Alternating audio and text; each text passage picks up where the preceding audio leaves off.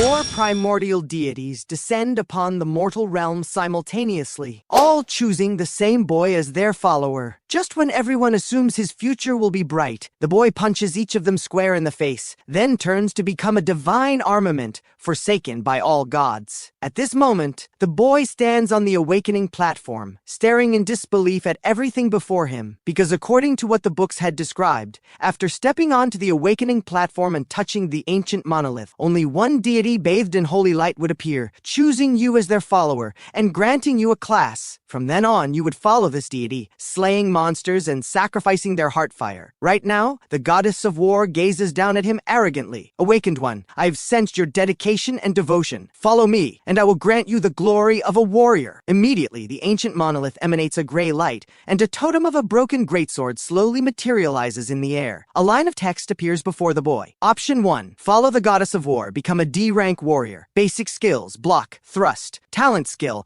none. Seeing this, Xander shakes his head without hesitation, then turns his gaze to the second deity beside her. The next second, a totem shaped like a black blade suddenly tears through the void, appearing at Xander's neck, seemingly both a threat and a display of the void's terrifying power. Option 2. Become a servant of the void spirit. Become an S-rank shadow assassin. Talent skill, shadow strike. Ignore any barrier restrictions. Teleport behind the target from a distance to deliver a lethal blow. At the same time, under the mocking gazes of all the onlookers below the awakening platform, the ancient monolith suddenly erupts with a dazzling purple light once more. The crowd that had been chattering just moments ago instantly falls silent, everyone stunned by this scene. Purple light? That's the signature mark of an S-rank combat class. Principal Roland slams the table and shoots to his feet, his face flushed red, exclaiming excitedly, "Good lad, that's definitely an S-rank class. I told you this old man never talks nonsense." At the same time, the ancient monolith on the awakening platform blazes with light once again, and this time it's an orange pillar of light shooting straight into the sky. Xander's third-class option. 3 deities have all chosen him. At this moment, everyone in the venue stands frozen in place. There's only one reason for this phenomenon. Xander, who is in the middle of the awakening ritual, has shaken his head once again. The third deity is an old man with a cane and snow-white hair, ghostly blue flames flickering atop his bone-like cane. The old man looks at Xander with a hint of appreciation. Awakened one, I am the Netherworld King. Submit to me, and I will grant you the power to control life and death. What an overbearing tone, Xander thinks to himself. It seems even among gods there are hierarchies. The next second, a line of ancient white text floats before him. Option 3, submit to the Netherworld King. Become a triple S rank undead scourge. Basic skills, undead summoning. Bone substitute, death bloom. Talent skill, underworld envoy. Become a subordinate of the Netherworld King. Summon undead servants with no limit. At this moment, those outside the awakening platform only see the ancient monolith instantly emit an orange light shooting into the heavens. And above the awakening ceremony plaza, billions of undead armies suddenly materialize across the entire Dragon Empire's sky, instantly alerting all the high-ranking officials throughout the Dragon Empire. At this moment, in the secret military zone codenamed Dragon's Keep, a white-haired old man in a military uniform covered with medals watches all this with a sharp gaze. General Morgan, good thing you acted quickly and sealed this scene in time, or this incident would have spread worldwide already. The person beside him, whom he addressed as General Morgan, is now drenched in sweat and gasping for breath. General Morgan's class is Elemental Illusionist. As one of the Dragon Empire's first-tier nation-defending generals, he just used every ounce of his strength to barely contain this phenomenon within the Dragon Empire's borders. Otherwise, this phenomenon would have swept across the entire world. Commander Sterling, who on Earth triggered such a terrifying phenomenon? General Morgan asks, while catching his breath. The white-haired old man simply nods slightly. I've already sent people to investigate. Whoever it is, the military will protect them immediately. Meanwhile, the leaders of the 4 great guilds are racing toward First Academy's awakening ceremony. After all, the Dragon Empire is about to welcome its second necromancer. This is an earth-shattering event. Even principals from major academies have rushed here. Yet Xander, who stands in the midst of the awakening ritual, remains completely unaware of the tremendous uproar he has caused in the outside world. The divine elder holding the bone cane calls himself the Netherworld King. The option he offers is the utterly irresistible triple S rank class, Undead Scourge. The Dragon Empire's previous one was merely a double S rank necromancer. Choosing the third option would mean obtaining a heaven-blessed start. Yet Xander gently shakes his head once more. He wants to see the final deity. Compared to the arrogant arrogant grandeur of the previous three, this fourth deity appears like a broken beggar. Yet the moment this beggar speaks, Xander's entire body trembles. Are you also a transmigrator from Azure Star? Xander's eyes widen in shock, but before he can ask his own questions, the broken figure speaks urgently. Don't follow any deity. This is all a conspiracy of the gods. We're all pawns, sacrifices. Gods can be killed too, and we can become gods ourselves. Then, the broken figure's body suddenly begins to slowly dissipate. In the next second, a line of text appears before him. Option 4. Reject the gods' gifts. Become one forsaken by all deities. Obtain an unknown rank class. Divine armament. Basic skills. None. Initial talent. Fractured divinity. Though fractured, you can still receive sacrifices. Divine armaments can sacrifice the heartfire of any monster they kill to themselves, thereby gaining their attributes. The moment this option appears before Xander, he discovers something terrifying. A bizarre scene unfolds. Above the heads of those three deities, 3 health bars appear, colored from deep red to black, their health measured in trillions, yet displaying so clearly above their heads. In this moment, Xander's worldview completely shatters. So gods have health bars too. So humans can become gods. Instantly, a fighting spirit surges within Xander's heart, and at this moment, his hands tremble slightly. He instantly understands the true value of the fractured divinity talent. Originally, humans cannot receive sacrifices. Only deities can receive sacrifices. Awakened class users can only kill monsters and sacrifice the monster's heartfire to the deity they follow to receive new skills, class advancements, and other gifts from the deity. But a fractured divinity is still a divinity, and possessing divinity means standing equal to these gods, equally able to receive sacrifices.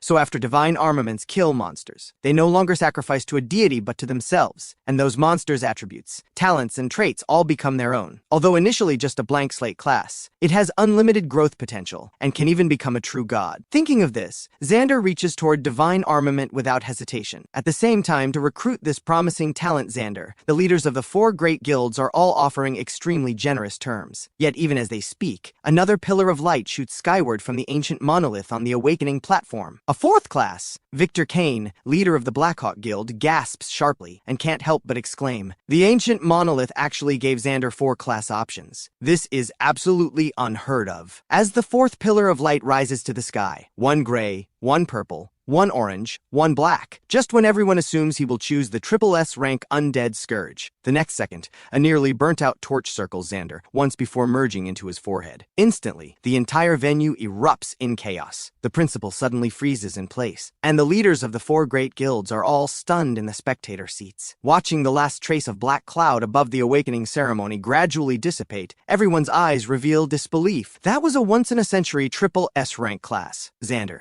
get out here! Principal Roland roars hysterically. In an instant, Xander transforms from everyone's favorite genius student into a pariah. On the awakening platform, the 4 deities and all the visions gradually fade, and the next second, Xander is teleported from the ancient monolith to an unfamiliar place. At this moment, a voice sounds in his ear. Notice, you have entered the trial tower. This is the final assessment for every generation of new awakened. Each level of the trial tower is a self-contained space. Only by defeating the guardian monsters on each level can you advance to the next. Open status panel, Xander calls out softly. After awakened obtain their class, they can view their own status panel. Then, all of Xander's data panels appear before him. I'm truly pathetically weak. Even Xander himself can't help but sigh. The divine armament class is truly like a blank slate. Its initial 4 attributes, constitution, strength, agility, spirit, all only have a pitiful 5 points each. Common talents range from the lowest gray, white, green, blue to higher tier purple and orange traits. The higher the grade of the talent trait, the stronger it is. Yet, Xander's fractured divinity trait is a blood-like eerie crimson. Sacrificing heartfire can complete the fractured divinity. I hope I didn't choose wrong. Xander grits his teeth, then selects a spear from the weapon chest beside him. Just then, the guardian monster of the trial tower's first level appears before him. Pointed head, pointed ears, skin a disgusting green, a humanoid monster called a goblin. Xander immediately recognizes this type of monster. These creatures maintain their population through powerful reproductive abilities, and though they're among the weakest monsters, for Xander with his blank slate inflate stats, he doesn't dare be careless. Xander grips his spear tightly and cautiously retreats several steps. 3 goblins appear before him, and if he gets surrounded with Xander's current frail body, he'd be killed instantly. At this moment, Xander backs up against a towering tree, the massive roots protruding from the ground, giving him favorable high ground. Now, the goblin charging in front suddenly attacks Xander, wielding a rusty iron sword. With a clang, Xander grips the spear with both hands and precisely knocks the iron sword from the goblin's grasp. Then, seizing the opportunity, he fiercely drives his spear through the goblin's body, killing it on the spot. Seeing this, the remaining 2 goblins attack Xander simultaneously, yet he remains calm,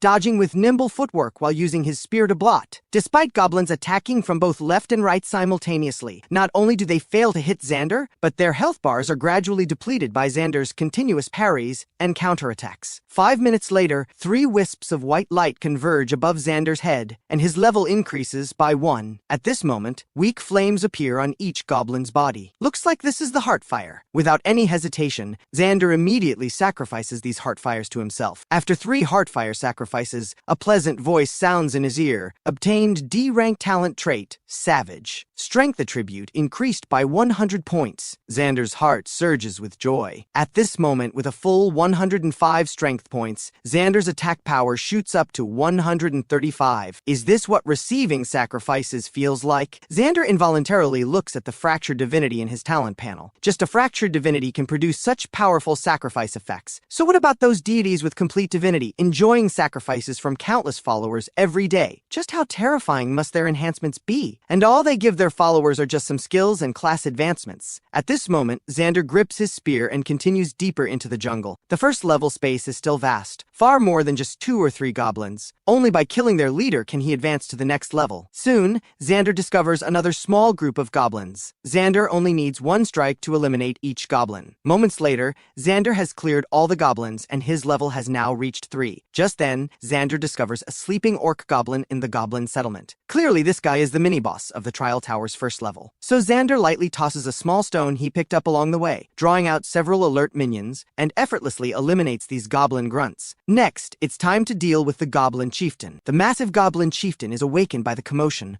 roars, and begins patrolling around while raising a huge spiked club. Xander hides behind a fence, and while the orc goblin's back is turned, strikes first, his crude iron spear viciously stabbing into its thigh. His high strength value directly creates a bloody hole. At the same time, the goblin chieftain's health bar appears before Xander, a full 2,000 points. The goblin chieftain winces in pain, turns to see Xander, and swings the massive spiked club down fiercely. However, this slow movement is nimbly dodged completely by Xander, who then strikes again with his crude iron spear in a backhand thrust. In less than a moment, the goblin chieftain's health bar has already dropped below half. Just then, the goblin chieftain's eyes instantly turn blood red, as if entering a berserker state, its attack power suddenly surging. At this moment, the goblin chieftain swings its thick arms and charges straight at Xander, but Xander calmly ducks down, then raises his spear and drives it fiercely into the goblin chieftain's neck. Instantly, massive damage numbers burst out. Critical strike deals double damage. As one critical strike after another bursts out, the massive goblin chieftain crashes down. The heartfire emanating from the orc goblin's body is noticeably larger than that of the other goblin grunts. Sacrifice the goblin chieftain's heartfire. Xander touches the goblin chieftain with his spear tip and begins the sacrifice without hesitation. Instantly, a notification appears before Xander. Goblin chieftain's heartfire successfully sacrificed. Obtained B-rank skill, Berserk. When activated, damage and attack speed increase by 30%. After the effect ends, you will enter a weakened state for a period of time. Just then, another line of text appears before Xander. Consume 10 essence points to enhance this skill. Xander freezes for a moment, so essence can enhance skills. He decisively chooses to enhance it. The next second, the Berserk skill upgrades to Beast Blood Surge, advancing from B rank to A rank. Effect, Superior Bloodline, a talent skill of the Orc race. When activated, damage and attack speed increase by 50%. After the effect ends, you enter a brief weakened state. Additional effect, killing targets extends the duration. Meanwhile, outside the trial tower, Xander's homeroom teacher, Ms. Vivian, is closely monitoring him. After Xander rejected the SSS rank Undead Scourge class,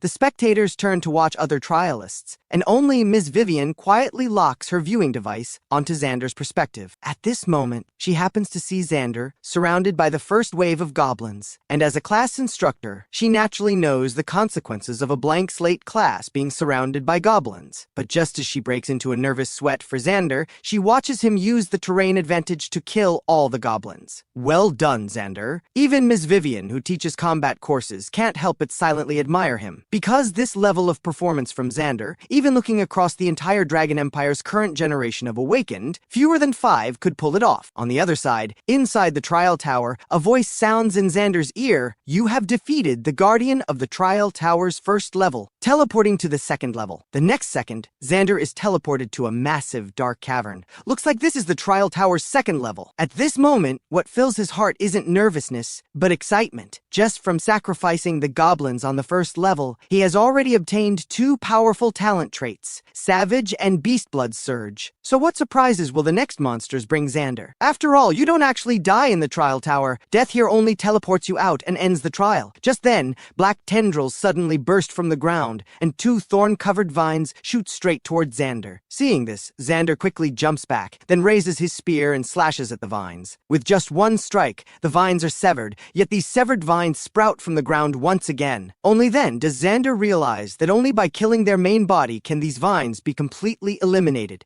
and the direction of their main body should be where the soil is churning. So Xander immediately grabs his spear and charges toward where the soil is churning. Along the way, countless vines sprout from the soil, but Xander dodges them all one by one with nimble footwork. Moments later, a massive ancient tree appears in the cavern, and countless tendrils all extend from its body. This must definitely be the main body. Seeing the vines that have sprouted all along the path chasing after him like water snakes, he hesitates no longer, raising his crude iron spear and viciously stabbing at those massive roots. As damage numbers pop up, the boss's basic information appears before Xander. Immortal Treant, Elite Tier Boss, 50,000 horsepowers, danger level, high risk. What's even more despairing is that just seconds after Xander deals damage, the Immortal Treant recovers from its wounds. Instantly, Xander understands the test of the Trial Tower's second level. To completely eliminate these root tendrils, he must kill this massive Immortal Treant. However, this Immortal Treant not only has deep health reserves, but also astonishing recovery, and classes with insufficient damage output will eventually be worn down by the increasing number of vines. At the same time, Xander quickly comes up with a solution. If he uses Beastblood Surge, he might just be able to fight it. After all, he can extend the skill's duration by killing the vines. Meanwhile, outside the Trial Tower, watching the new generation of Awakened where over half have already been eliminated on just the first level, Principal Roland's brow furrows deeply. Damn it, who on earth designed this year's Trial Tower? At this moment, in their viewing perspective, the Awakened who successfully cleared the Trial Tower's first level, represented by the 3 S-rank class users Dominic, Ethan, and Seraphina, have already arrived in that dark and damp cavern. Countless vines sprouting from the ground like bamboo shoots after rain begin attacking Dominic. Dominic, an S-rank melee class coiling dragon monk, immediately swings his battle staff, unleashing a dragon-patterned strike that instantly shreds these vines. Principal Roland is just about to breathe a sigh of relief when he sees Dominic discover the underground network of these vines and track them all the way to their main body. The moment the massive main body root appears on screen, all the spectators present can't help but cry out, "Isn't that an Immortal Treant? Even level 10 class users would struggle to kill that thing." The principal flies into a rage, fearing that the second level alone will eliminate another half of First Academy's Awakened this year. All non-damage dealing classes will probably stop here. In a corner on the other side, homeroom teacher Ms. Vivian keeps her head down, closely monitoring Xander's situation. Seeing Xander has already launched an attack on the Immortal Treant's main body, Ms. Vivian, who teaches combat techniques, immediately notices that Xander's movements seem almost twice as fast as they were on the first level. What's going on? Ms. Vivian thinks with hidden surprise. At this moment, Xander has already begun dealing damage while circling the Immortal Treant's main body. The Immortal Treant's main body itself has no means of attack, relying entirely on the root tendrils extending from underground. So the Trial Tower's second level is essentially a dummy that tests burst damage output. Xander's crude iron spear thrusts continuously without pause, and damage numbers as high as 200 burst out one after another. This is naturally because Xander has activated Beastblood Surge, directly increasing his attack power and attack speed by 50%. Thornvine killed. Beastblood Surge duration extended by 10 seconds. In 10-second cycles, under Xander's precise rhythm control, the Immortal Treant's health bar gradually diminishes vanishes. Moments later, as Xander's final spear thrust pierces the giant tree, the massive treant main body is defeated. Massive amounts of white experience light flow directly into Xander's body, raising him 3 levels at once, bringing him directly to level 8. However, what interests Xander more is the abundant heartfire the immortal Trent left on the ground. Sacrifice. Xander's sacrificial movements have become increasingly practiced, and the heartfire, like a swarm of fireflies, immediately swirls around Xander's spear tip before gradually dissipating. Immortal Treant's heartfire successfully sacrificed. Obtained talent trait, photosynthetic recovery. Trait rank, S rank. Effect, the immortal Treant's formidable recovery ability. When bathed in light, all your recovery effects increase by 500%. Though the immortal Trent is only an elite tier boss, its recovery ability is among the best of all monsters. Just then, a notification sounds in his ear again. You have defeated the Guardian of the Trial Tower's 2nd level, teleporting to the Trial Tower's 3rd level. In the blink of an eye, Xander is teleported from that dark, damp cavern to an open-air swamp. Congratulations on becoming the 5th awakened to enter the Trial Tower's 3rd level. Remaining awakened in the Trial Tower, 47. At this moment, Xander is shocked.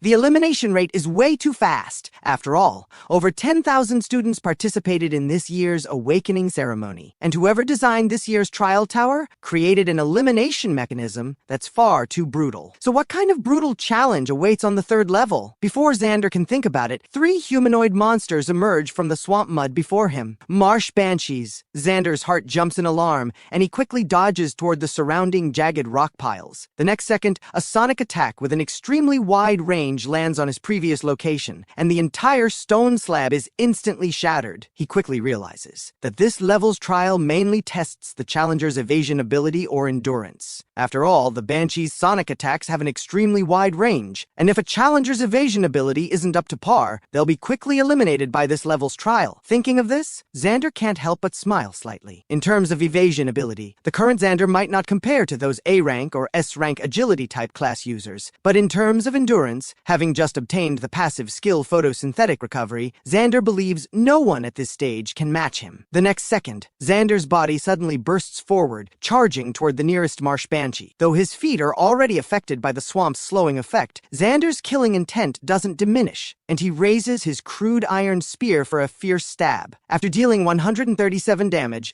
Xander quickly withdraws his spear and turns to flee. Just then, the sonic attacks from 2 marsh banshees arrive, waves of ripples bombarding his head. At this moment, Xander only feels his head spinning. Now at level 8, Xander has a total of 500 horsepowers, and after taking these 2 attacks, less than half his health remains. Yet Xander's previous strike already took nearly 1/3 of that marsh banshee's health. At this moment, hiding behind rocks, Xander's photosynthetic recovery effect activates, and his health visibly regenerates at an observable rate. Then, Xander repeatedly performs this operation, and after more than 10 minutes, he finally slays all 3 marsh banshees. The heartfire from the 3 marsh banshees slowly dissipates around Xander. Marsh banshee's heartfire successfully sacrificed. Obtained skill, Water Step. Effect, a unique talent skill of aquatic species. Summon water to envelop your entire body, becoming immune to most slowing control effects. Passive effect, increases movement speed by 15%. Just then, a familiar voice sounds again. Congratulations, you have defeated the Guardian monsters of the 3rd level, teleporting to the Trial Tower's 4th level. Notice, this level does not require killing all Guardian monsters. You only need to reach the central teleportation array alive. Don't need to kill Guardian monsters. Xander's heart fills with suspicion, and he becomes even more vigilant. The Trial Tower's 4th level definitely has a catch. A few seconds later, teleported to the Trial Tower's 4th level, Xander is dumbfounded, as what guards this place isn't just a few monsters, but an entire spectral spider nest. Layer upon layer of webs like an inescapable net have turned the Trial Tower's 4th level into a true spider's den. Anyone who enters this place will gradually be bound tight, and then swarms of spiders will rush in from all directions. These demon-like spider monsters spray eerie spectral flames from their venomous fangs, a dual fire poison attribute attack method, burning plus toxic damage over time. time. Xander hastily uses water step, and a stream of water surges from around him, slowly enveloping his feet. When he steps on the web-covered terrain again, the previous hindering sensation is already gone. While the skill is active, Xander hurries toward the center of the 4th level. However, even with Xander's skillful movement, being surrounded by swarms of spectral spiders everywhere, he can't avoid getting hit. At this moment, he only feels a sharp pain in his shoulder, entering the spectral venom status. In 1 second, dual damage over time from poison and burning appears above Xander's head. Moments later, Xander, charging forward recklessly, has almost reached the center of this level, and looking up, he can faintly see the top of the spectral spider nest, where a teleportation array glows with eerie blue light. Yet just as he's about to step into the teleportation array, he abruptly stops, and looking at the densely packed spectral spiders behind him, Xander suddenly raises his spear and attacks them. Xander, what is he doing? Miss Vivian, the only one watching Xander's perspective, is instantly stunned. He's clearly reached the teleportation array, yet he turns back to kill these spectral spiders. Doesn't he know that if trialists reach the same final level, whoever reaches the final level first gets a higher score? At this moment, Xander is also in a state of high tension. On one hand, he must ensure no spectral spider gets close to him, while on the other hand, he must watch his health bar constantly dropping from spectral venom corrosion. More and more spiders swarm after him, and Xander hastily initiates the sacrifice ritual, stepping back with 1 foot into the teleportation array. As the surrounding scenery spins, a notification appears before Xander: spectral spider's heartfire successfully sacrificed. Obtained talent, spectral venom. This incredibly exciting notification fills Xander's heart with joy. After all, among all abnormal status effects, poison counters the most monster types, followed by fire. Most fur-covered creatures or wood attribute creatures are weak to fire. Spectral venom combines both these abnormal statuses, making it practically a divine weapon for killing monsters. View skill effect, Xander softly calls out. Trait effect, a unique poison of the spectral spider species that grows in lava poison barriers. When used, it coats your weapon with spectral venom. Hitting a target applies 1 stack of burning and 1 stack of toxic effect. Burning deals damage over time and reduces target defense. Finally, Xander silently surveys the trial tower's 5th level. This place is like an arena. Suddenly, tremors come from the ground, and a massive bear the size of a small mountain with coarse fur all over its body appears. The claws on its paws sharp as blades. Phantom Claw Bear, level 15, elite tier boss, danger level extreme. At this moment, Xander immediately becomes tense. This adult Phantom Claw Bear can at least match the strength of an ordinary class team, and the surrounding arena has no place to hide. However, Xander has no intention of giving up, because the Phantom Claw Bear has a thick layer of fur, which means it's weak to both fire and poison. On the other side, at the Awakening Ceremony Plaza outside the trial tower, the principal stares at the large screen with a dark expression, saying nothing. Besides a few S-rank candidates, only a handful of A-rank class users remain. And when they see the Phantom Claw Bear on the 5th level, everyone can't help but curse again. Damn it, who put these monsters in the trial tower? Never mind newly awakened class users, even a full class team might not reliably defeat an adult Phantom Claw Bear. Who on earth is this year's trial tower designer? At this very moment, in a military research facility, high-definition screens fill the entire observation room, and 95% of them have already turned black and white. Looks like this year's trial tower ends here. Researcher Felix, wearing gold-rimmed glasses, says with a disappointed expression, "Well, who would put an adult Phantom Claw Bear in the trial tower?" But Lieutenant Rain appears unconcerned. Back during the Dragon Scale assessment, taking down a Phantom Claw Bear was just the entry-level test. What a shame. This year's Awakened can't even pass the 5th level, let alone the hidden level. Lieutenant, the 5th level has an adult Phantom Claw Bear. What kind of monster did you capture for the hidden level? Lieutenant Rain speaks in the most casual tone yet says the most spine-chilling words. Nothing much, just a dragon hatchling. At this moment, Xander on the trial tower's 5th level doesn't rashly launch an attack. After all, an adult Phantom Claw Bear simply isn't something ordinary class users can handle. To fight it, he must rely on agile positioning. He immediately allocates all the free attribute points gained from previous level ups to agility. At this moment, the Phantom Claw Bear growls low and suddenly lunges at Xander. Seeing this, Xander seizes the moment and rolls to the side. At the same time, the Phantom Claw Bear immediately reaches out with both paws to grab at Xander, but he has already dodged behind the Phantom Claw Bear. Now's the chance! Xander's eyes flash sharply, and spectral venom activates instantly. The tip of his crude iron spear wraps with a trace of poison effect glowing with firelight, stabbing viciously into the phantom claw bear. Target has entered spectral venom status. The thick fur on the phantom claw bear's back instantly ignites, dealing burning damage while also suffering from the poison effect. In just a few seconds, a small portion of its health bar rapidly depletes. Xander uses the movement speed boost from Water Step to quickly create distance from the raging phantom claw bear. Next, he just needs to find the right opportunity to apply another layer of spectral venom, and he can wear it down to death. However, at this moment, the other awakened who reached the trial tower's 5th level aren't as fortunate as Xander. The S-rank class users all turn into wisps of white light under the phantom claw bear's assault. As Seraphina's perspective gradually turns gray and white, the last S-rank class user's trial tower also ends. In the eyes of the spectators at the awakening ceremony, this year's awakening ceremony should end here. First Academy awakened 3 S-rank class students, but unfortunately no one can break through the trial tower's 5th level. Just as everyone begins to stand and leave, the trial tower's large screen automatically switches to a different view. Wait, how is there still an awakened in the trial tower? Haven't all of them been eliminated? At this moment, those who were leaving turned their heads in surprise to look at the trial tower's large screen. On the large screen, an awakened who had never been watched before holds a spear, moving with extremely precise positioning, constantly staying in the phantom claw bear's blind spots, while the phantom claw bear's health bar has already dropped to 1/5. That person looks like Xander. Fellow awakened from the same year immediately recognize him. How is that possible? A blank slate class can't possibly clear the trial tower's 5th level. Everyone shows expressions of disbelief. Ethan, his face filled with bulging veins, suddenly erupts saying, "Look, that phantom claw bear's health bar isn't decreasing from Xander's attacks at all. Xander must be cheating." Ethan's words immediately cause an uproar,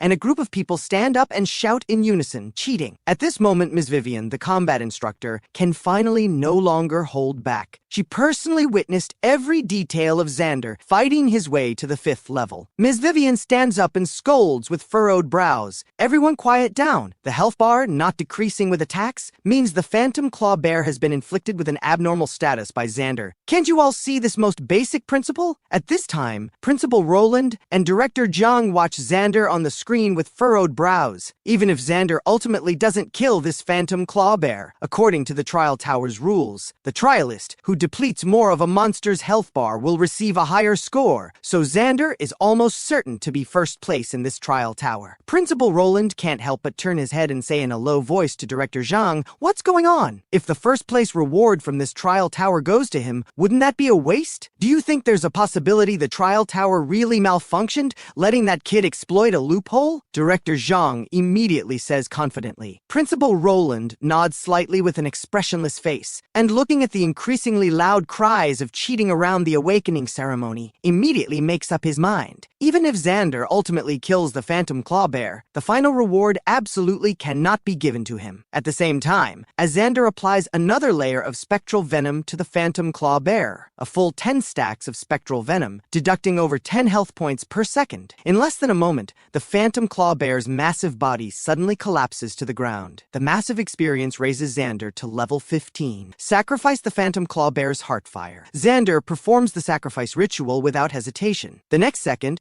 a notification sounds, "Phantom claw bear's heartfire successfully sacrificed. Obtain talent, Savage Charge Skill. Effect, charge toward a target with unstoppable force like the phantom claw bear. Upon hitting the target, causes a stun effect." Just then, a voice sounds in Xander's ear again. "Congratulations! You have cleared all levels of this trial tower. Do you wish to open the hidden level? The hidden level will not be broadcast. There's a hidden level." Xander is stunned. Haven't all previous trial towers only had 5 levels? He didn't expect this year's to have such increased difficulty, and even added a hidden level that won't be broadcast. What is this designer planning? But since I'm already here, might as well check it out. So he decisively confirms entry to the hidden level. Before the words even finish, Xander is teleported to a mountaintop. A small flying dragon appears before him. Seeing this, he involuntarily swallows. Damn, who put a dragon hatchling here? Dragons are among the most terrifying species of all monsters, naturally possessing unparalleled magic resistance and scales that ordinary weapons can barely penetrate. Even the lowest tier dragon hatchling has gold tier bars raw strength. However,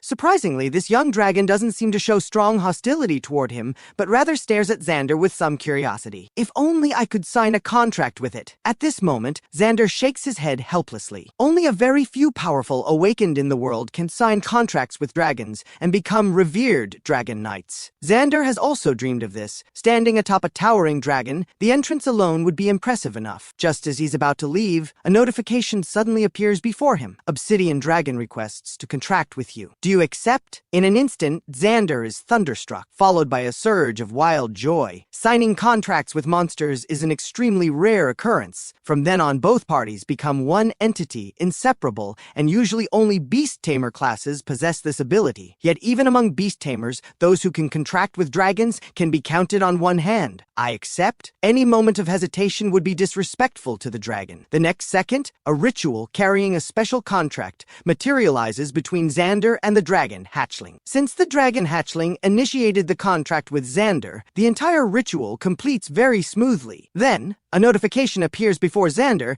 successfully contracted Obsidian Dragon. Level 5. Status: Juvenile, species, Obsidian Dragon. At the same time, a dragon summoning icon appears on Xander's panel, and he quickly establishes a subtle connection with the Obsidian Dragon hatchling, as if he can sense its thoughts. In that moment, Xander finally understands why this Obsidian Dragon hatchling chose to actively contract with him. The reason is his unique talent, Fractured Divinity. Only monsters with the highest bloodlines can sense divinity, this supreme existence, and this Obsidian Dragon happens to possess such noble bloodline. From Xander, it truly senses a deity-like pressure, though somewhat strange yet genuinely existing. The moment the contract completes, a notification appears before Xander. Congratulations on clearing the trial tower. You will be teleported out of the trial tower from the hidden level. Do you wish to return contracted beast Obsidian Dragon to summoning space? Xander immediately nods. After all, the little one is 100 times more precious than the trial tower champion's reward. On the other side, at this moment, the large screen displays the final notification. First Academy awakened. Xander has successfully cleared the trial tower's 5th level. At the same time, Lieutenant Rain calmly walks to the control console. Didn't expect it to end so quickly.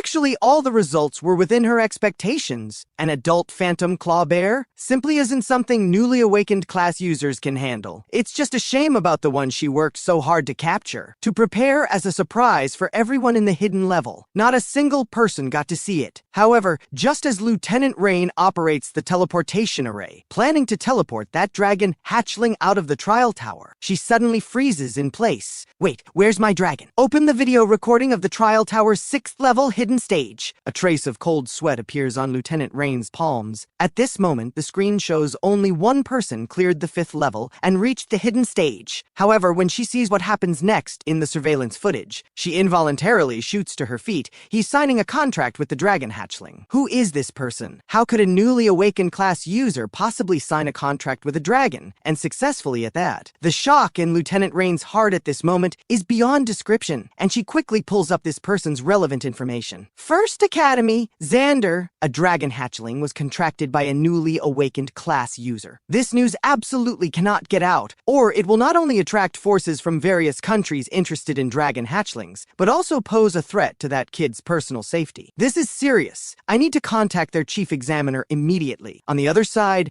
after the large screen displays the announcement of Xander successfully clearing the trial tower, a wave of cursing arises. We strongly demand an investigation into Xander's clearing process. Severely punish cheaters. Seeing this, Principal Roland immediately gives Director Zhang a meaningful look. First Academy will definitely punish cheaters severely. Those who exploit loopholes have no right to the trial tower's final reward. Only Serafina remains silent, her brows tightly furrowed. She believes Xander has the ability to kill the 5th level's phantom claw bear. However, before she can finish speaking, her words are instantly drowned out by the crowd's shouting. At this time, Examiner Warren, standing at the awakening ceremony, also finds himself in a dilemma. On one hand, he personally presided over the entire awakening ceremony and trial tower, and even he doesn't believe that Xander, who only awakened a blank slate class, could clear the trial tower's 5th level of such difficulty. But on the other hand, the trial tower, this unique space composed of teleportation arrays, has served the awakening ceremony ceremony for hundreds of years, has never had an error, and this year's designer is a major figure sent down by the military, making the possibility of her error extremely slim. At this moment, his earpiece is suddenly forcibly connected, and a voice immediately sounds in his ear. "Are you the chief examiner of First Academy? I'm the designer of this trial tower, Lieutenant Rain." Examiner Warren immediately trembles all over and snaps to attention, "Lieutenant, I'm First Academy's chief examiner, Warren." Then, Lieutenant Rain says in an unquestionable tone, First Academy student Xander's situation after clearing the trial tower's 5th level and entering the hidden level. "Did you see it? I order you to immediately seal this information. Do not allow anyone to know that Xander reached the hidden level." "Reporting, Lieutenant." "Understood," Warren answers without hesitation. Then he asks Lieutenant Rain somewhat hesitantly, "Lieutenant,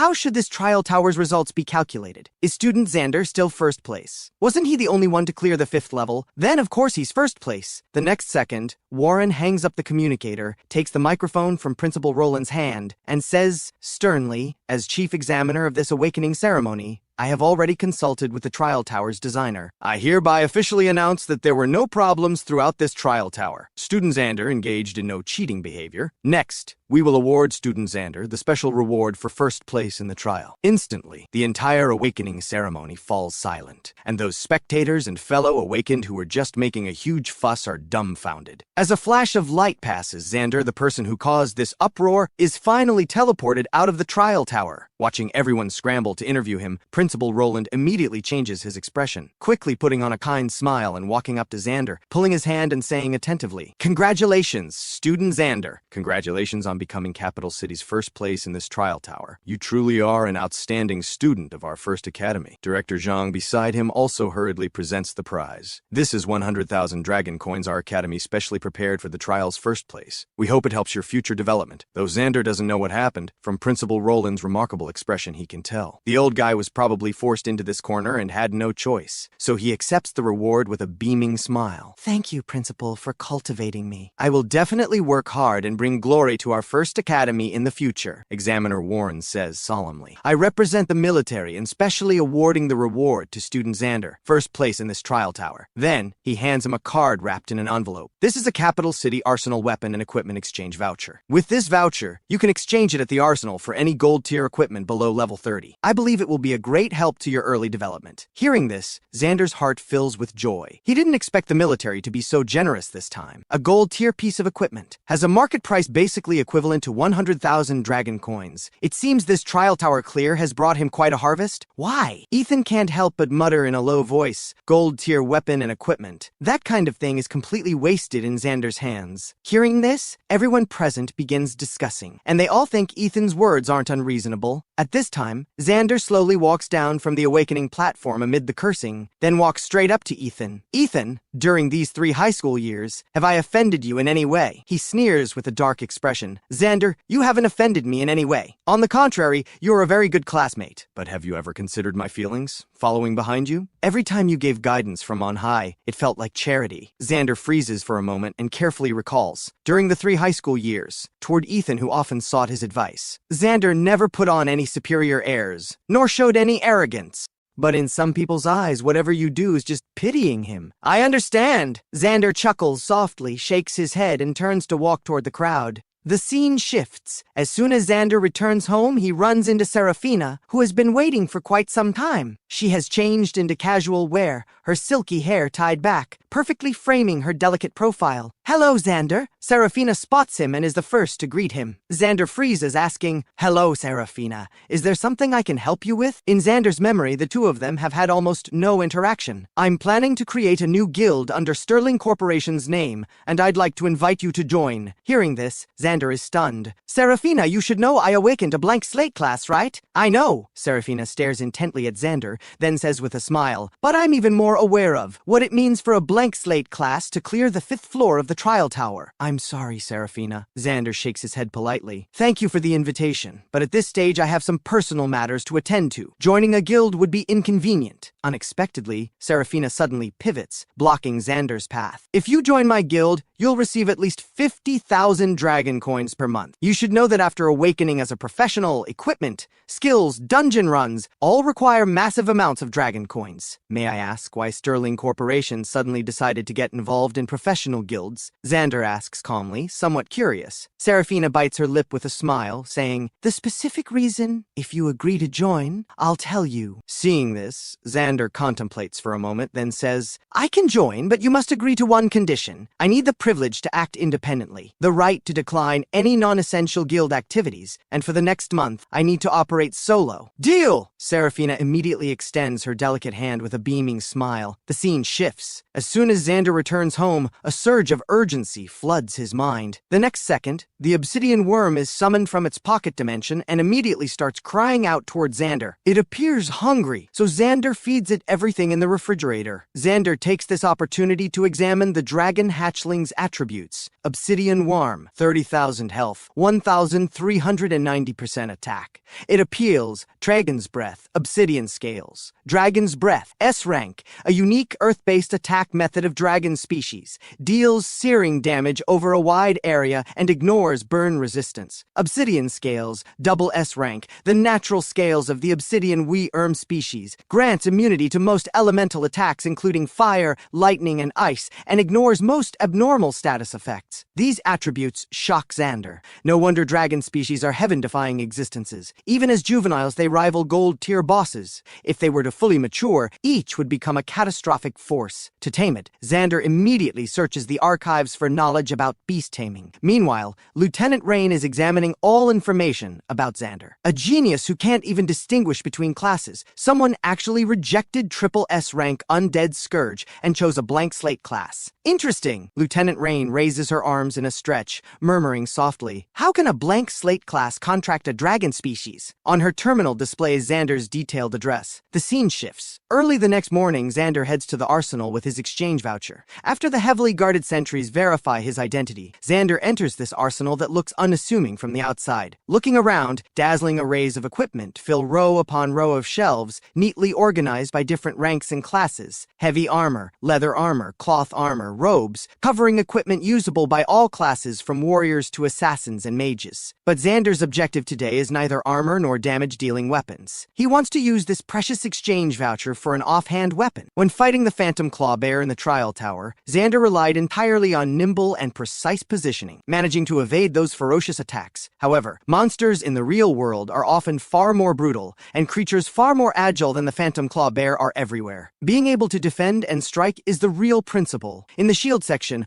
all varieties of shields fill the shelves. Shields come in several types. The largest are tower shields and kite shields, which have the highest defensive attributes but are also the heaviest, typically used only by frontline warriors in teams. Small shields and bucklers serve as survival tools for agility-based classes, as offhand weapons. Even when successfully blocking attacks, they can't mitigate most damage. So Xander decisively chooses war shields, which are mostly diamond-shaped shields that not only block most damage during perfect parries, but can also coordinate with main hand weapons to counterattack with bashing techniques. At this moment, a shield's name catches Xander's attention: Tiger Crest War Shield. Although the name seems ordinary, its distinctive white tiger pattern makes Xander's eyes light up. This is the unique mark of a renowned blacksmith family from White Tiger Citadel, one of the 4 great cities, the Fierce Tiger Mark. This blacksmith family, with a century-long legacy in White Tiger Citadel, has seen almost every head of the family become a blacksmith-class professional, and has even produced several Grandmaster blacksmiths. Every piece of weapon or equipment crafted by their family possesses absolutely exceptional attributes, and all come with an extremely practical additional attribute or skill. Xander immediately examines it. Tiger Crest War Shield, gold tier equipment, strong block effect,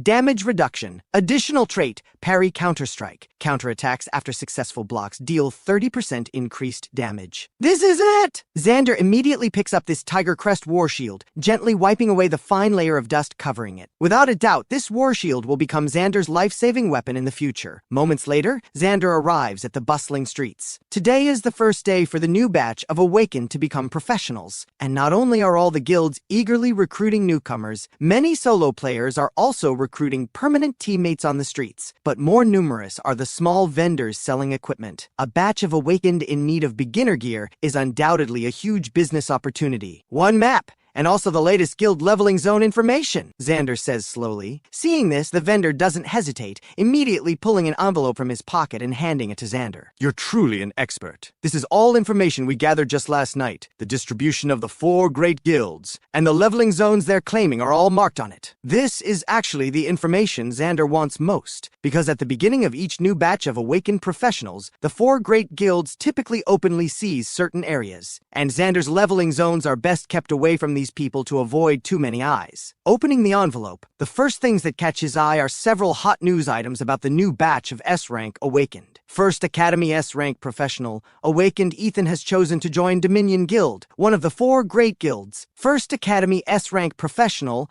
awakened Dominic has joined Blackhawk Guild. Looking at these 2 familiar names, Xander can't help but narrow his eyes. Dominic, back at First Academy, had openly been Xander's arch-nemesis, using all kinds of underhanded tactics out in the open. But Ethan is different. This person is extremely sinister. Actually, Xander had long sensed that Ethan, who followed him daily, was deeply calculating, but he never expected this person's heart to be so narrow. His kindness toward him became condescending charity in Ethan's eyes. Now that Ethan has joined Dominion, one of the 4 great guilds, and become a key cultivation target of Dominion. Given his nature, he definitely won't let this go. But this time, the roles are reversed. He's in the open while Xander is in the shadows. Dominion Guild is the wealthiest among the 4 great guilds, and its elite members all receive generous compensation. So it's only natural that Ethan, an S-rank professional with the Frostblade swordsman talent, was selected by Dominion. At this moment, Xander is examining the monster distribution map. Corpse venom bats. When he sees the monsters distributed in the abandoned mine, Xander's eyes suddenly brighten. Having already tasted the powerful effects of spectral venom in the trial tower, he's increasingly interested in the poison-coating playstyle. If he can further stack new toxins, it will absolutely be a divine weapon for grinding monsters, especially fighting boss-level creatures. The abandoned mine is underground with intricate passageways, so few professionals choose this place, perfect for avoiding attention. With that, Xander immediately heads to the pharmacy to purchase some potions, then rushes toward the abandoned mine. During this time, Xander understands the essence strengthening mechanism. All traits and skills require more essence points with each level strengthened. Upgrading from A rank to S rank requires at least 100 essence points, while upgrading from S rank to double S rank requires a full 1,000 essence points. So Xander's most important task now is to massively collect essence points. As traits accumulate in the future, strengthening skills or talent traits must be selective, using essence points on the most critical traits. Following the map's guidance, Xander arrives at the abandoned mine. The mine is located in a desolate wilderness, with half the entrance already collapsed,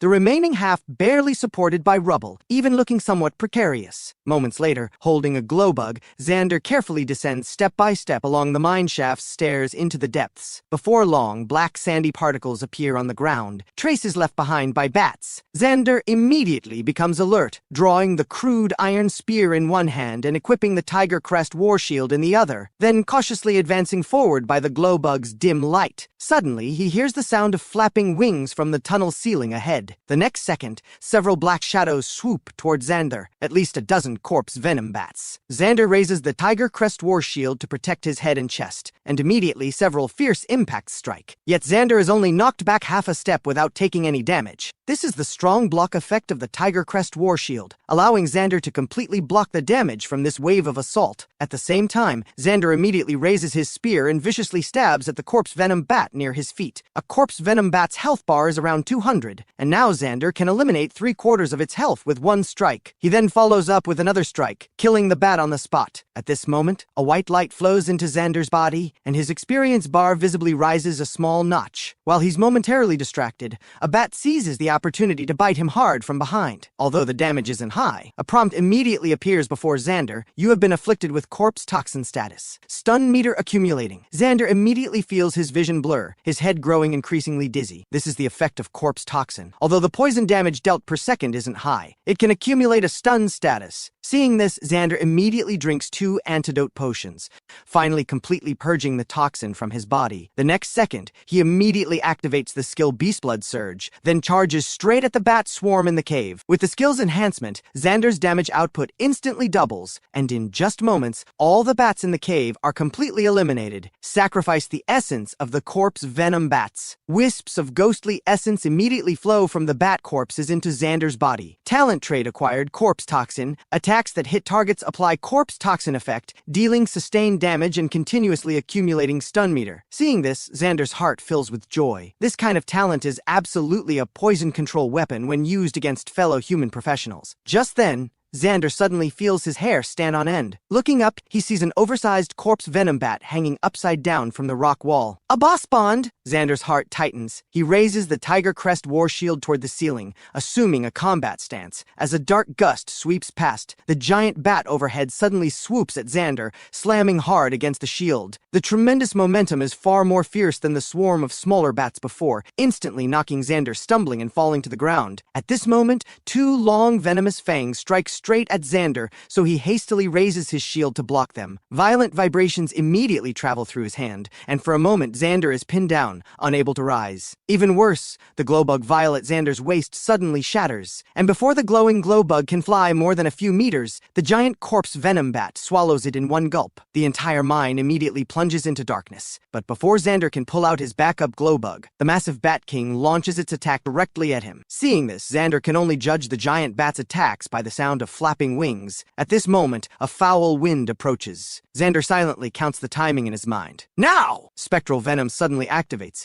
and the crude iron spear in Xander's hand bursts with burning flames, stabbing fiercely at the giant Bat King right before him. As two prompts appear, flames immediately ignite on the giant bat's body. Let's see where you run this time! Seeing the Bat King's health bar drop below half, Xander decisively activates Beast Blood Surge, and a surge of power immediately flows through his body. The corpse venom Bat King lets out a wail, and this boss that had dominated the abandoned mine finally falls beneath Xander's spear. At the same time, another burst of essence emerges from the corpse venom Bat King's body. Sacrifice the essence of the corpse venom Bat King. Xander decisively performs the sacrifice ritual. The corpse venom Bat King's essence is successfully sacrificed. Talent trait acquired Sonic Detection. B-rank Sonic Detection? Xander is momentarily stunned, not expecting to actually obtain this trait from the giant corpse venom Bat King. No wonder in that dark underground mine, the corpse venom Bat King was able to attack him with such precision. Checking Sonic Detection, he sees this B-rank skill now in his skill list. Sonic Detection emits high-frequency sound waves to detect surrounding environment and approximate enemy positions, effective range 30 meters. At this moment, a prompt suddenly appears before Xander. You possess 135 essence points. Strengthen skill? Only then does he remember he has accumulated quite a few essence points. It's time to choose a skill to strengthen. Xander decides to strengthen Sonic Detection first, since this skill can detect monsters appearing around him in advance. After strengthening it twice consecutively, Sonic Detection directly upgrades to S-rank Ultrasonic Enemy Lock. Effect: emits ultrasonic waves undetectable by humans in high-frequency pulses, rapidly detecting surrounding terrain, precisely locating enemy positions and movement trajectories, including enemies in stealth and hidden states, but not those in void state. Effective range 100 meters. Xander immediately feels these 100 essence points were absolutely worth it. This is practically a divine skill against assassin classes. Assassins with stealth skills can often catch you off guard with a surprise first strike, but now with this skill, it's nearly impossible for any assassin to ambush Xander. Just one abandoned mine brought him so many surprises, so over the next 3 days, having tasted success, he simply sweeps through all the low-level leveling zones around Capital City. Northern Wastes. Sacrificing Feral Wolf Essence. Talent trait acquired Bloodthirst, C-rank, Melee. Attacks grant 5% lifesteal effect. Southern Highlands region. Sacrificing Goblin Shaman Essence. Talent trait acquired Focus, D-rank, Spirit attribute increased by 100. And in Galewind Barrens, sacrificing Undead Soldier Essence. Talent trait acquired Poison Resistance, D-rank, Poison Resistance increased by 100. While Xander tirelessly sacrifices monsters to acquire traits, some fellow awakened from his class see this, and they continuously mock Xander in the class channel. Wonder if our former genius seed needs someone to carry him. Then many start flattering Ethan. I heard a new dungeon recently appeared at Crimson Scorpion Desert, with danger levels still undetermined. Wonder if Ethan will lead the Dominion Guild guild branch members for first clear? Ethan says without concealing his status. First clear is natural. I'm now the Legion Commander of Dominion Guild's Capital City branch. All of Dominion Guild's new professionals are under my management, and this new dungeon's first clear. Dominion will definitely claim it. Amidst a string of undisguised flattery, Xander keenly extracts a key phrase. A new dungeon actually appeared at Crimson Scorpion Desert. Due to spatial rift instability, new dungeons can appear in any area, and new dungeons' danger levels are often unknown. Therefore, Capital City's military offers extremely generous rewards for first clears of new dungeons. Not only that, many special dungeons contain reward chests and treasures that only first clearers can obtain, which makes all major guilds eagerly chase after first clears of new dungeons. And this new dungeon is also a must-have for Xander, because new dungeons mean new monsters, and new monsters mean new traits. When news of the new dungeon at Crimson Scorpion Desert spreads, the originally desolate desert immediately becomes lively. As Xander walks toward Crimson Scorpion Desert, professionals eager to try this new dungeon are everywhere around him, most either going in guild teams or banding together in small groups of 3 to 5. Everyone knows that while a new dungeon's appearance represents opportunity, it also means danger, and new dungeons with undetermined danger levels have appeared before. Cases of total party wipes of professionals seeking glory are numerous, and one more teammate means one more layer of reliability. At this moment, Xander's communicator suddenly rings, and Seraphina's voice comes through. Xander, have you heard about the new dungeon appearing in Crimson Scorpion Desert? Xander immediately replies, I'm on my way. Why? Are you coming too? Seraphina on the other end responds almost instantly, I'd like to, but today I need to process the guild creation approval and then handle some recruitment matters. I heard Blackhawk and Dominion guilds also went to Crimson Scorpion Desert, so be careful on your own. Okay, Xander replies simply with one word, and Seraphina sends no further messages. At this time, Xander has gradually reached the depths of Crimson Scorpion Desert, getting closer and closer to the location where the new dungeon appeared according to intelligence. Looking from afar, quite a crowd has already gathered ahead. The dungeon was originally an ancient tomb buried beneath yellow sand, said to have been exposed when fierce winds blew away the sand a few days ago, revealing the entrance to this underground tomb. General's Tomb of Lulan. Danger level unknown. At this time, Xander sees several familiar faces. Sure enough, Dominion Guild's Ethan has already arrived. At this moment,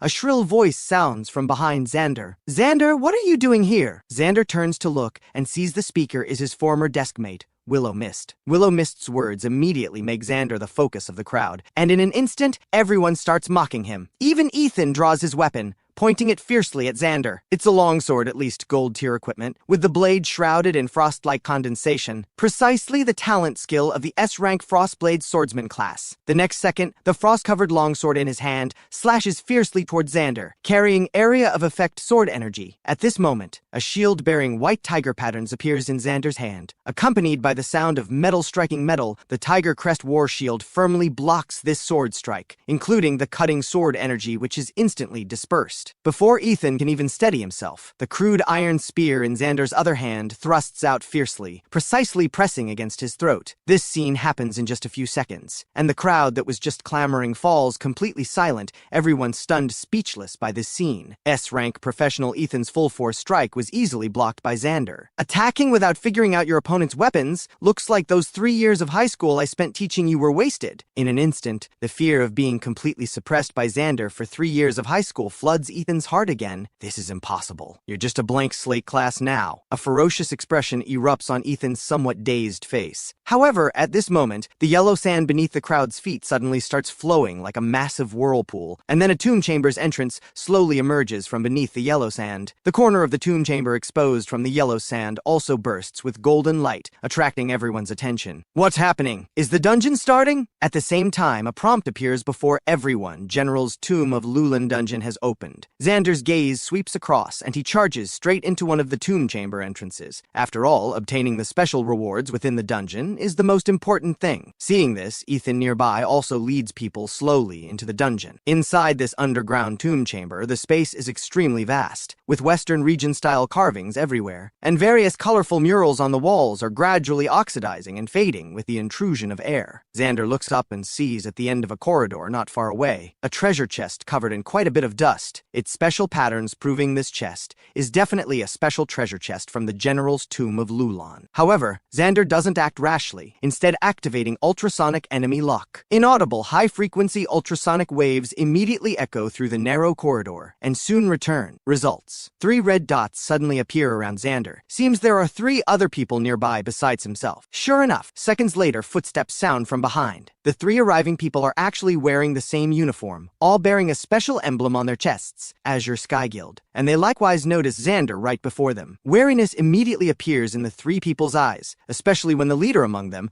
a bespectacled young man, also notices the treasure chest at the far end of the corridor. The 3 immediately exchange glances, draw their weapons, and quietly surround Xander. Listen, this chest isn't for you to take. If you know what's good for you, get lost, the bespectacled leader says harshly, raising a gleaming dagger in his hand and pointing it at Xander. This person's class should be assassin, while the other 2 beside the bespectacled man are a mage and a sword and shield warrior respectively. Xander sneers inwardly. Items in dungeons are ownerless, following nothing but the principle of first come first served, or whoever has the stronger fist gets it. However, this chest placed at the end of such a conspicuous corridor probably isn't so easily obtained. Xander simply steps aside, yielding the path to the treasure chest, then turns and walks toward the staircase in another direction. Walking up this corner staircase leads to the platform's 2nd floor, from which the corridor below can be seen clearly. Watching Xander disappear from their sight, the bespectacled man and his 2 companions begin their move, not advancing recklessly, but instead having the only frontline warrior walk ahead with shield raised, while the others hide behind him, advancing along the corridor's side. Just then, the warrior with the large shield walking at the front suddenly pauses, and in an instant, countless poisoned arrows shoot from both ends of the corridor, making the warrior frantically raise his shield to block. But the mage behind him can't dodge in time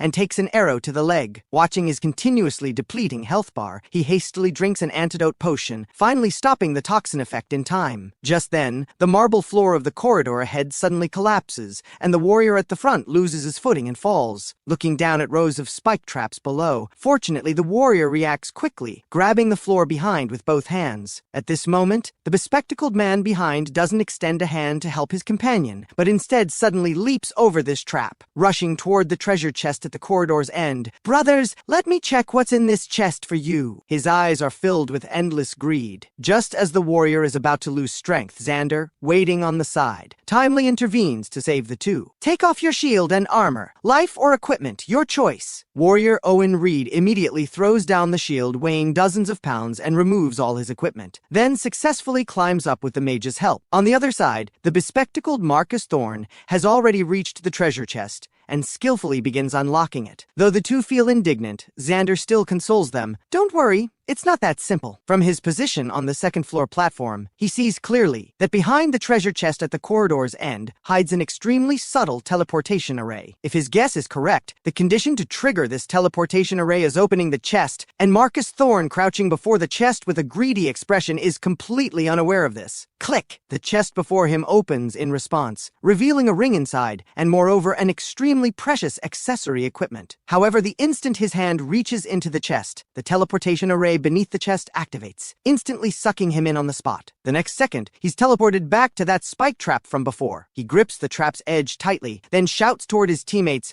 "Help me!" However, only 2 cold gazes respond to him. "No need to save you. Good luck, you despicable villain." Owen Reed pulls his teammate Felix Ward by the hand, turning to leave, and before leaving looks up gratefully at Xander on the 2nd floor platform, cupping his hands. "Thank you for your great kindness. Without equipment, staying in this dungeon any longer would be suicide, so I'll leave first. My name is Owen Reed. When we return to Capital City, I'll definitely treat you to a meal." After saying this, the 2 turn and leave. At this time, the teleportation array beneath the chest has already been destroyed, clearly a one-time array, and Xander has already used rope to reach the chest, then gently picks up the ring inside and equips it directly. The ring's attributes immediately appear before him. Jade Treasury Ring. Level requirement, 20. Description: a collection of the General of Lulan's family. Crafted from jade unique to the Lulan Kingdom, crystal, clear throughout. Wearing it has a refreshing effect, and is the key to opening the General's tomb. Attributes: spirit increased by 5, strength increased by 5. Additional trait: mental clarity, stun resistance increased by 35%. After obtaining the Jade Treasury Ring, Xander once again swings on the rope hanging from the platform to the corridor entrance. Looking at Marcus Thorne clinging with one hand at his feet, desperately pleading, Xander slowly walks forward forward. Just as he's about to extend his hand to pull him up, he sees the dagger in Marcus Thorne's other hand suddenly thrust toward him. However, with the sound of metal striking metal, the dagger in his hand is firmly blocked by a shield bearing white tiger patterns. Xander smiles coldly. The next second, Xander kicks him down hard. As massive damage numbers burst forth,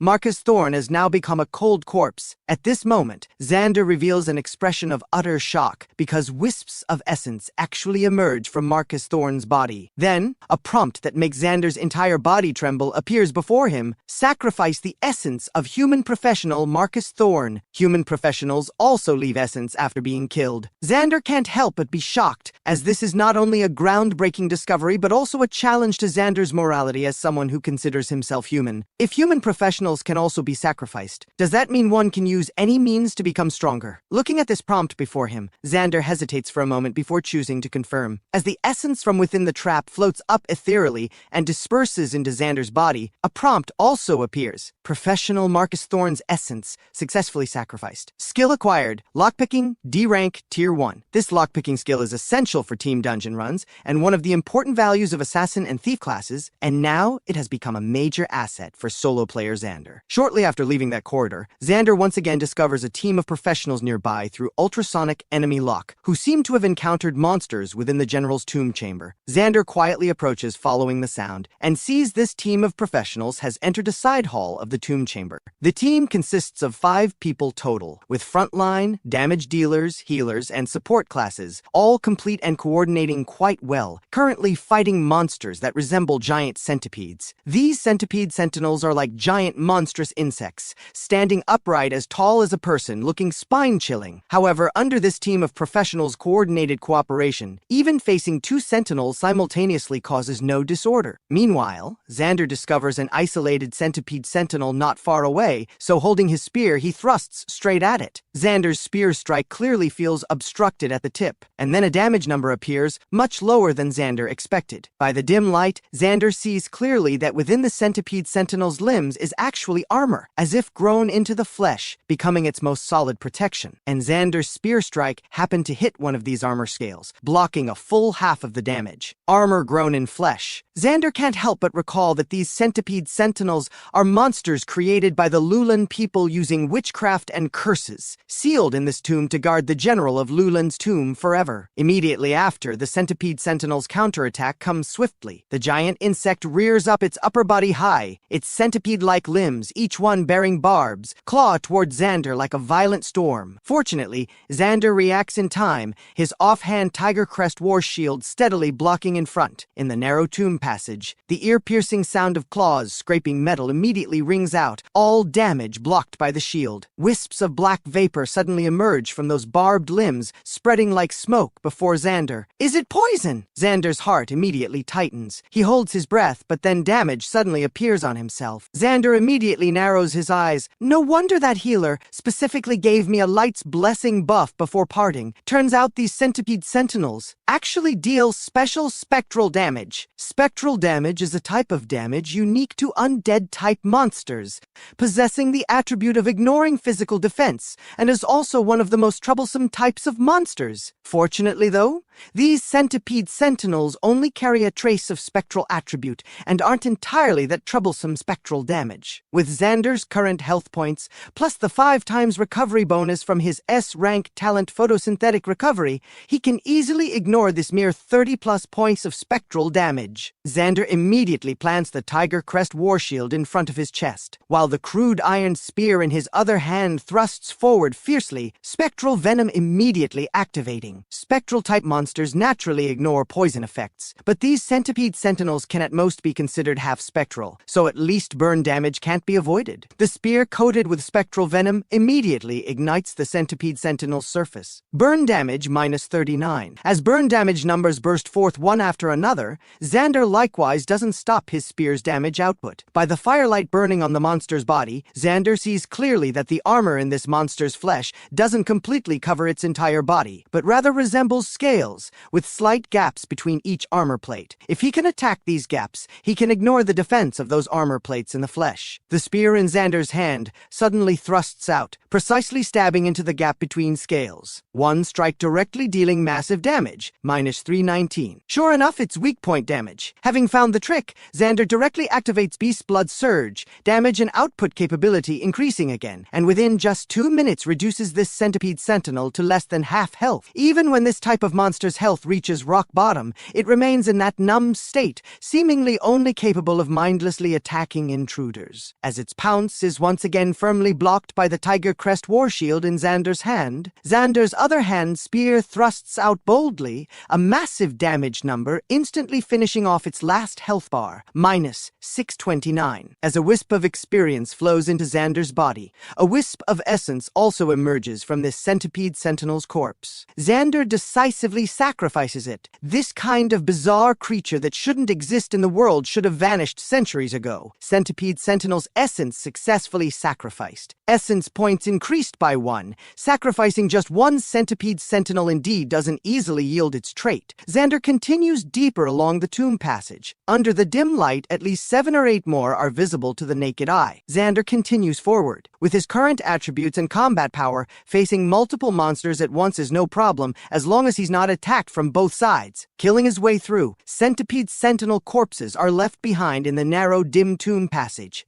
On the other side, the professional team that cleared all the centipede sentinels in the side hall also chooses to continue deeper into the tomb chamber. "Captain, should we also take this tomb passage?" Archer Flynn and the team immediately points to the passage Xander left by earlier. "Maybe we can catch up to that person from before. That guy alone shouldn't get very far, and if something happens, we can help out." Captain Gareth Bright also nods in agreement. Although he also saw that person's strength was definitely extraordinary, he feels in his heart that no matter how strong, relying on just one person to kill centipede sentinels would definitely require great effort. "Let's go. If we run into him, we can have him temporarily join our team," Gareth says in a deep voice, while also leading the team into that tomb passage. "Same as always, I'll walk in front. Archer Flynn and Blaze Yang follow me. Lyra walks in the middle. Drake, you bring up the rear." 2 warrior classes front and back, with main damage dealers and healer protected in the middle position. However, after just a few steps,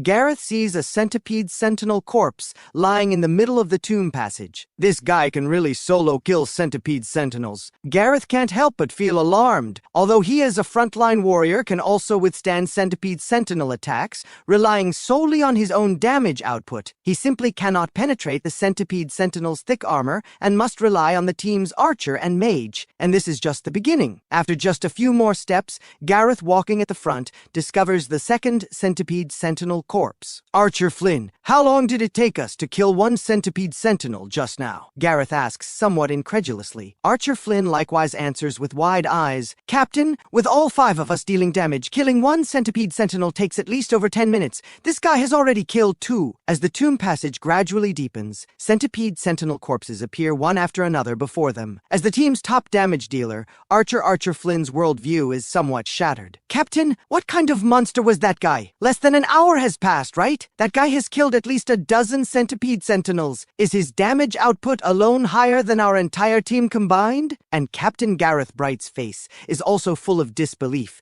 as he raises his lamp to carefully observe the monster corpses on the ground. "That guy seems to have burn attack methods, but burn attacks alone definitely don't have this much output. Could he be an S-rank professional? But aren't there only a few S-rank professionals in Capital City? This is really bizarre." Gareth Bright's class is C-rank heavy armor warrior, which among all class ranks is only 1 level higher than the lowest D-rank class, belonging to the edge between making a living as a professional or giving up being a professional and becoming an ordinary person. However, this doesn't diminish Gareth Bright's unwavering enthusiasm for choosing to become a professional. His childhood dream was to form a professional team, explore dungeons, kill monsters, and high enthusiasm coupled with righteousness are his greatest strengths. Because of this, he was able to become captain of this professional team despite being a C-rank professional. In this 5-person team, everyone gathered together because of Captain Gareth Bright. And as their coordination grew, they gradually became a team that could make a living obtaining loot from dungeons. As captain, Gareth Bright is very gratified and increasingly motivated. Walking in the tomb passage, he jokes to Archer Flynn behind him. him. Archer Flynn, after completing today's objective, let's go to the tavern for a drink. Aren't you already 18? Time to learn to drink. Heard you have a crush on that girl from the jewelry shop. Tonight, let Drake give you some advice. The youngest and naturally shy Archer Flynn is immediately embarrassed. And before he can speak, the team's healer Lyra Snowfall complains, "Captain, don't lead Archer Flynn astray." Ha ha ha! Berserker Drakestone, walking at the rear, also laughs heartily. That's right, Archer Flynn, let me teach you a few moves. Mage Blaze Yang mercilessly undermines him. Listen to Drake. How many times has he been dumped himself? Who said I got dumped? The entire dark, narrow tomb passage is immediately filled with joking laughter. Though Archer Flynn's face is flushed, the corners of his mouth carry a hint of smile. He really likes this atmosphere. Archer Flynn turns his head, smiling at Drake getting roasted at the tail end of the team, when suddenly the keen perception granted by the Archer class makes him see what seems to be a shadow behind Drake. "Drake, watch your back!" Archer Flynn urgently shouts, but it's already too late. He witnesses with his own eyes Drake, who is still looking at him and smiling, being pierced through the chest by a pitch-black dagger. -993. A massive damage number bursts from Drake's body, his health bar almost instantly reduced to a sliver. At this time, Captain Gareth Bright and the others walking ahead hear Archer Flynn's alarmed cry, turn around, and just in time witness this tragic scene. Healer Lyra Snowfall, right next to Drake, is frightened into panic, hastily raising her staff to cast a healing spell on Drake. Drake's health bar barely rises a bit when suddenly two more black blade flashes across his body. Two consecutive damage numbers burst forth, and his last sliver of health is instantly completely emptied. Drake is dead. He didn't even have time to turn around and see who the owner of that black dagger in his chest was, falling to the ground like a puppet with cut strings. Who? Archer Flynn, witnessing this scene firsthand, is shocked and horrified. With trembling hands, he knocks an arrow, shooting toward the black shadow behind Drake, but shoots empty air. The black shadow that killed Drake vanishes again in the dark tomb passage. As captain, Gareth Bright watches his team member suddenly die violently before his eyes, and can't help but roar hoarsely, while raising his shield and rushing over to protect the fallen Drake. But Drake has already stopped breathing. "Archer Flynn, illumination arrow!" Gareth roars angrily. Archer Flynn shoots an arrow with light, pale illumination, immediately lighting the entire tomb passage like daylight, yet nothing can be seen. Just then,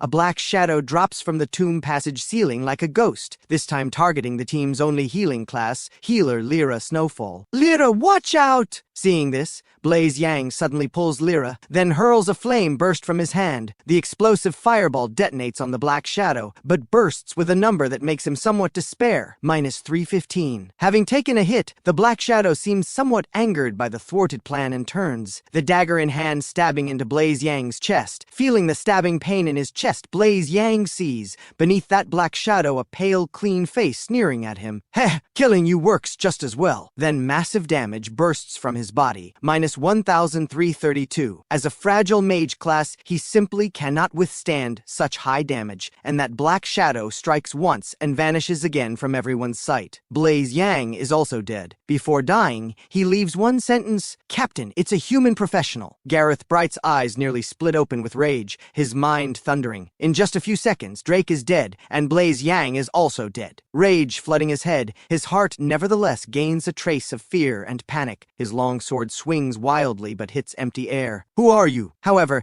at this moment, the hidden black shadow seems to have tired of playing and slowly reveals itself before him. It's a young man with triangular eyes and a pale face. From his appearance, his age seems no older than Archer Flynn. The black dagger in his hand confirms his class, assassin. The young man looks at the shocked and panicked Gareth Bright like toying with prey, then smiles sinisterly. "Why? Of course it's because you're just a bunch of worthless C-rank trash classes. While I'm a rank? If I want to kill you, I kill you." Gareth Bright's face contorts with rage, but fear surges in his heart. The strength of an A-rank assassin professional is so terrifying. Now only 3 of them remain. They're not a match at all. "Lyra, Archer Flynn, run!" Gareth Bright suddenly roars, charging like an enraged bull with shield raised fiercely at that person, abandoning all attack techniques, only wanting to use the most primitive means to delay a bit more time. "Captain!" Lyra Snowfall cries out, but Archer Flynn suddenly awakens, remembering what Captain Gareth Bright once told them, and forcefully pulls Lyra Snowfall, fleeing deeper into the tomb passage. There's still someone ahead who might be able to save them. Deep in the tomb passage, a massive centipede sentinel slowly falls, and Xander skillfully extracts his spear from its body. Ghostly essence immediately emerges from the Sentinel's corpse, more intense than those from previous Sentinels. This guy seems to be an elite leader! Sacrifice the Centipede Sentinel's essence. Xander expertly guides his spear tip toward that essence, and finally, a pleasant sound rings in his ears. Centipede Centurion's essence successfully sacrificed. Talent trait acquired. Spectral Grudge Strike. Finally got it! Xander doesn't have time to carefully examine this new trait when panicked,